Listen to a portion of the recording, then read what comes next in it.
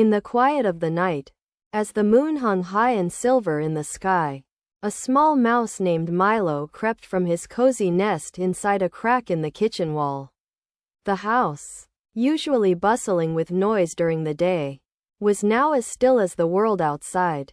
But Milo wasn't sleepy. In fact, he was wide awake, eager for an adventure. For as long as he could remember, he had always heard stories from the older mice about the wonders of the garden beyond the kitchen window. They spoke of the towering flowers, the sweet-smelling herbs, and the sparkling dewdrops that shone like jewels in the moonlight. But Milo had never been brave enough to venture beyond the house. Until tonight, he scurried across the floor, avoiding the traps and sticky corners the humans had left. The air smelled of fresh bread, and the faint sound of wind rustling through the trees outside seemed to call to him. Milo squeezed through the crack in the back door, which had been left ajar just enough for him to slip through.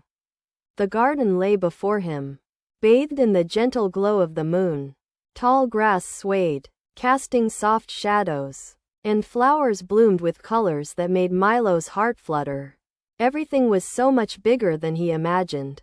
The garden was like a vast kingdom, and Milo, a tiny explorer in its midst, he ventured toward a patch of daisies, their petals glowing in the moonlight. As he sniffed one, he heard a soft rustling in the bushes.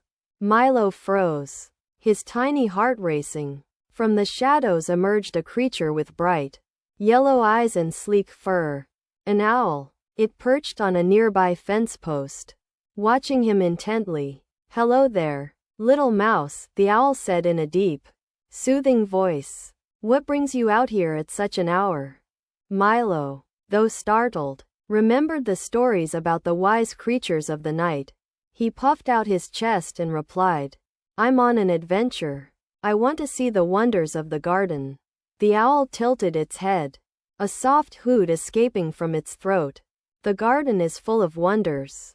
"Yes, but it can be dangerous, too. There are things in the dark that you may not see." Milo's ears twitched. "What kind of things?" he asked, his curiosity getting the better of him. "Foxes, snakes, and other creatures that roam when the moon is high. But you are small and quick, and the night is full of beauty if you know where to look."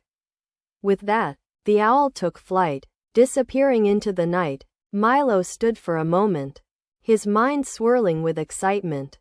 Despite the owl's warning, he felt braver than ever. The soft hum of the garden beckoned him onward, and he scampered through the moonlit grass, stopping to nibble on the tender leaves of a lettuce plant.